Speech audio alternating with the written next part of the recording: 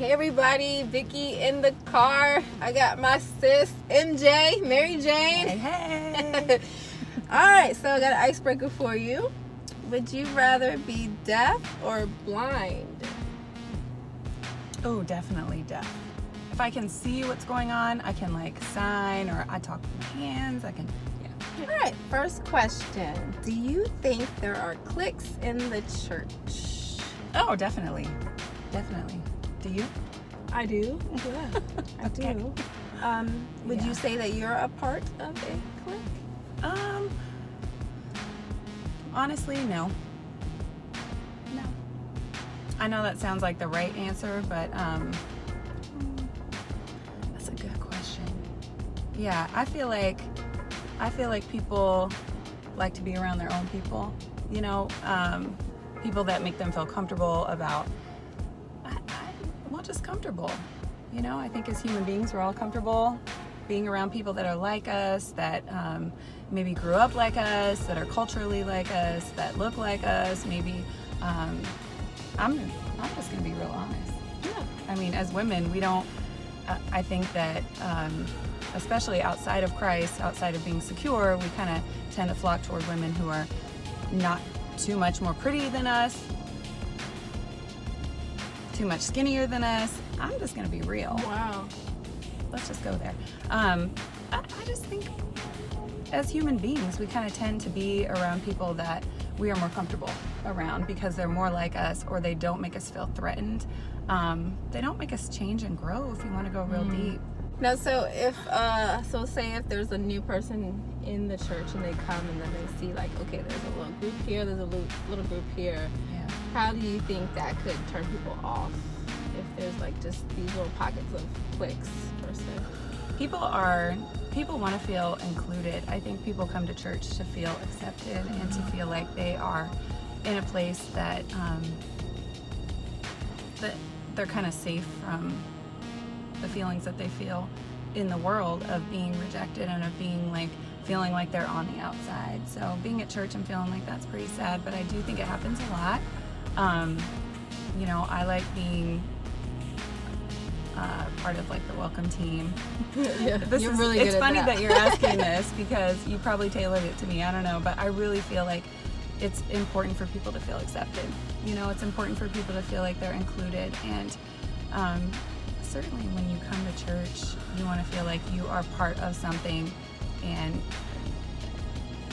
part of a family, part of just coming to somewhere that people will love on you, hopefully, and that won't treat you like the outside, like their cliques on the outside that they've known at school, at work, and just how the world is. We're not supposed to be that way in the church. We are. I mean, I'm not gonna lie and say that I don't gravitate toward people that I know are gonna accept me, tell me I look cute today, are more of my personality style, that I know how to be myself around, and that's normal. But I think that, just, I don't know, at church, we all hope it shouldn't be that Right, way. yeah. All right, so how do you feel about teachers teaching kids at school about superstitions? Oh, we could talk all day about what they teach you in school and how, when I was growing up, because I grew up in the church, and in a Christian home, I really didn't, I saw a lot of things and I heard a lot of things in school that I didn't agree with, that I felt were imposed on me. And it's funny because nowadays everybody's really scared about, Christian values being imposed on people. Like if you sneeze and you say God bless you, somebody might be offended. But that's actually a superstition now that you mention it. But yeah, I feel like everyone has their beliefs and everyone has opinions and views, and you can call them religious, superstitious, whatever you want. But I don't know. I have a lot of thoughts and not a lot of huge opinions, I guess, about how much you can or can't share at school as far as teachers or students. It's kind of I kind of go back and forth between, hey, everyone should be free to believe what they believe. Teachers shouldn't impose things on their students, but if asked a question, should they be allowed to speak their mind about what they believe or their Right. opinion or their superstition. I think students should be allowed to do that in an educational system. I think it should be kind of like, here's what I feel, here's what I believe, and we should all be free to be able to say it, as long as it doesn't, like, if it's not violent or Right. I don't know. Yeah. It's really like a touchy thing. And honestly, I'm not really a PC person, but I really feel like if we are too, even as Christians, if we're too like, oh, only Christian views should be voiced and that should be okay because we're a Christian nation. I think we should stick to the curriculum and Yeah. education. All right, so do you think that you can be married and like have separate church homes? Oh, you can. You can do whatever you want, I guess. I think it would be hard. I'm trying to think of a couple who does that. I have friends who, like, for a while, the wife went to one church and then her husband and the kids went to another church, but she went with them, you know, so that they could all go to church as a family. And then she, you know, went to another church where she felt like she could be fed, she could grow.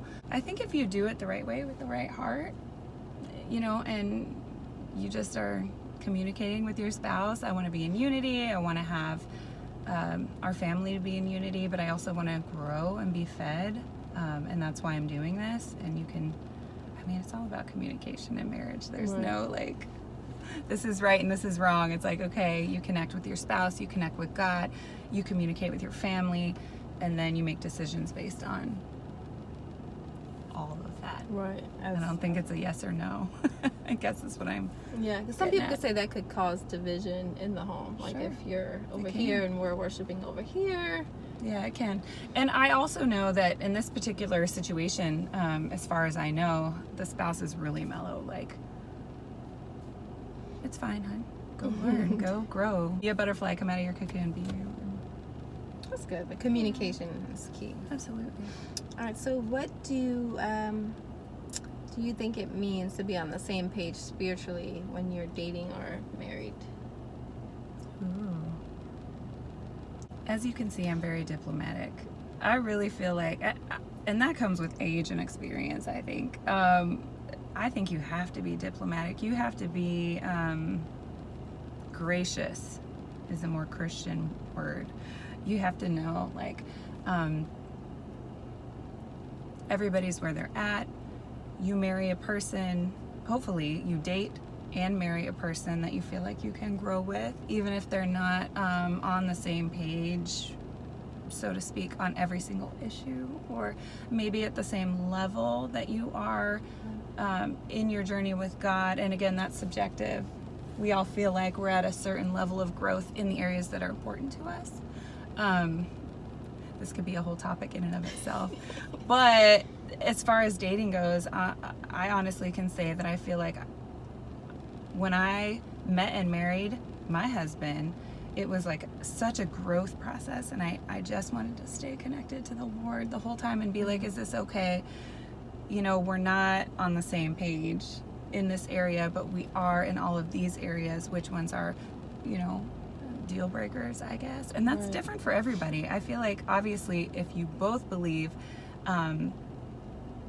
you know, in the things that are super important to you, belief wise, as far as about the Lord, about Christianity, about Jesus, about spiritual growth, where you're gonna go to church. For me, that was really important. I wanted to, you know, go to church with my husband, but that kind of stems from being on the same page, I guess, Right. about what you believe about Christ, what you want to hear at church, how you want to grow in the home, in your walk with the Lord. You know, do you both want to spend time in prayer? Do you both want to talk about God together over coffee in the morning with your devotionals, which we do?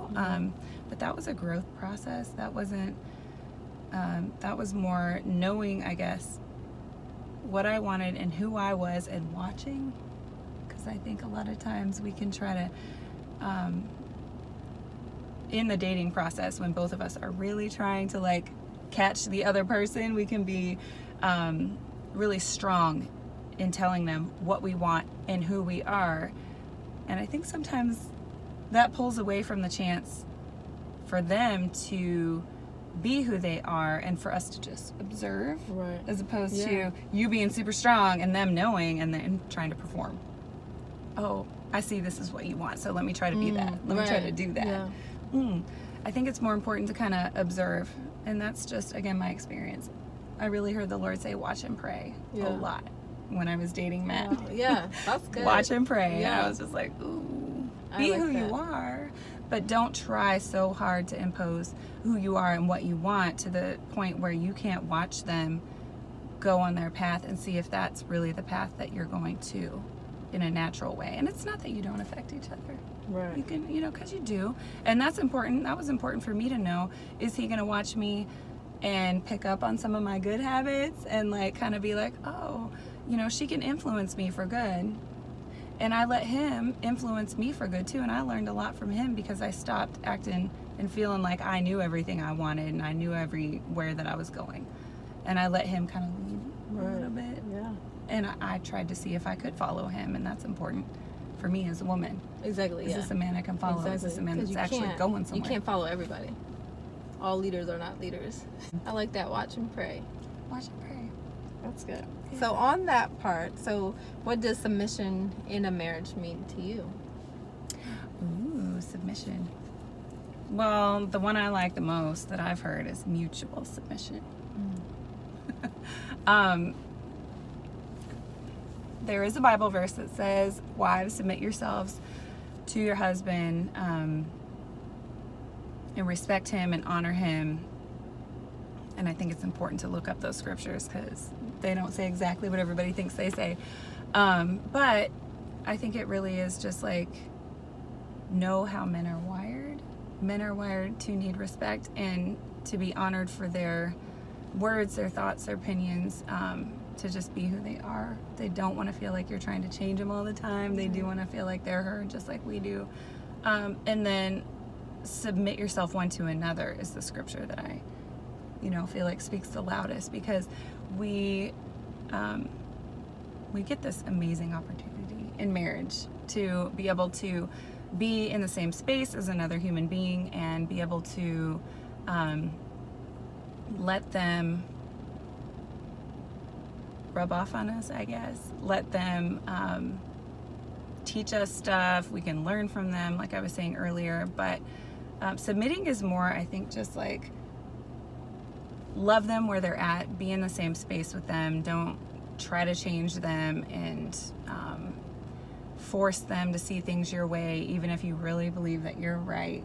Right. And again, this whole marriage thing is like this huge polishing, sharpening, sandpaper, irritating sometimes process. Right. You know what I Yeah. mean?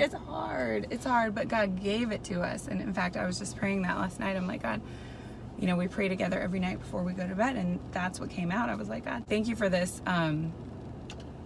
this thing called marriage that is so hard, but it is so sharpening. It is so like what I need. It's like the only thing like this in our life that actually gives us the opportunity to grow, to be sharpened, to be irritated to the point where we might think differently and change. So submitting to each other is just realizing that you're in each other's space, and I don't think that it's submit to your husband. He's the one that someone has to have the final say, I guess, and have the final word, and that's hard. But there needs to be order and chain of command. So again, that's a whole nother conversation. But submit to each other. Hopefully you're with somebody who will listen to you too. And even though he has to make the final decision, hopefully you can be with someone who can agree with you and listen and communicate. Right. Yeah. Communication again. We always come back to that communication. All right, so last question. So if you are withholding from sex until marriage, I know you're married, but if you are withholding from sex until marriage, do you think that you can masturbate? Oh, thanks, girl. I was wondering what you were going to ask me. So for me, I thought about this a lot, prayed about it. I'm 41 years old, and this is not my first marriage.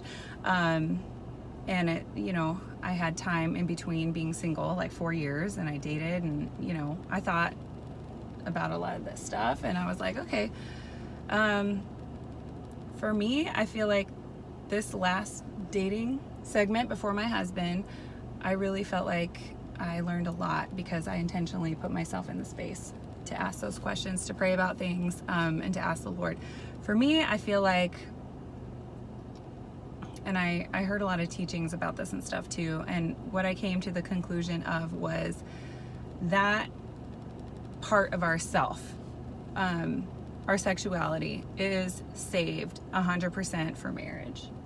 And it's not that, you know, we don't stumble, and, you know, it's not that there's not a temptation, but I feel like if we can just tell ourselves, and I can only speak as a woman, I guess it's harder for guys too, but if we can really ask the Lord to help us submit this area of sexuality to Him while we are yet single, we're not going to die without sex. I mean, it's not scientifically, I mean, people probably try to make their own little scientific, I don't know, projects and surveys to prove me wrong. Right. But as far as I know, a human being can actually live a happy and satisfied life without having sex of any kind. Right. You're not going to die without orgasms. You're not going to die. So for me, my husband and I, actually, when we submitted ourselves, we have a whole part of our testimony where we were not submitted to the Lord, and we were trying to do this thing called dating. But once we submitted to the Lord, there was a good 8 months, I want to say, where we didn't have sex with each other, as far as I know, unless, you know, one or both of us tripped up. We didn't have sex with ourselves. We just submitted our sexuality to the Lord and said, you know, here's what we're trying to do. Here's what we feel like the Lord is just saying, just turn that part of your life over to me for now. Right. And really save the whole thing for marriage, because when you awaken that part of yourself, I can only speak for myself. It's like you want to go there, you know, because God made it for comfort. He made it for bonding. He made it for a soul tie that is healthy within marriage. He made sex for that.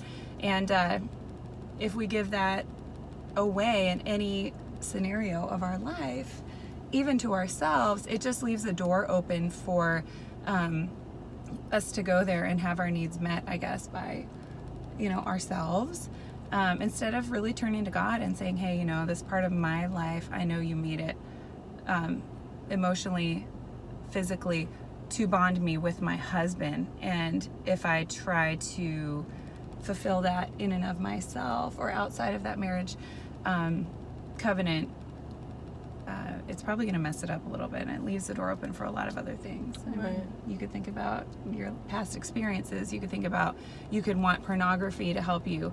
You could want, you know, to now be with your spouse, or maybe someone else from your past. Who knows? It just kind of opens up a door, and that's how the Lord kind of explained it to me, and why it was best to just wait for the whole package until I was ready to give it to one person. Right. Other than myself. Right. And even in marriage, you know, I mean, the temptation doesn't stop, you know, when you're in marriage, and a whole nother conversation, but I feel like it's the same within marriage. It's saved to bond you to your spouse. So. Right. That's good. I'm sure that's going to be really helpful, because people do think it like, okay, I'm not having sex, but can I? So yeah. I think you've answered that very well, and it will be very helpful to a lot of single folks holding on and waiting for marriage. So I hope so. Yay. And of course, turning to anything other than that, and just being like, okay, God, what will satisfy me when I'm being tempted in this area? Correct, and really just asking Him for your personal, like, okay, what can I do to divert my attention? What can I do that will help me with this? So, yeah. Then He will. Good stuff. Yay. You want to tell everybody what you got going on, where they can find you? Right now, I'm trying to just get my voice and my message out there. I'm kind of just creating some content.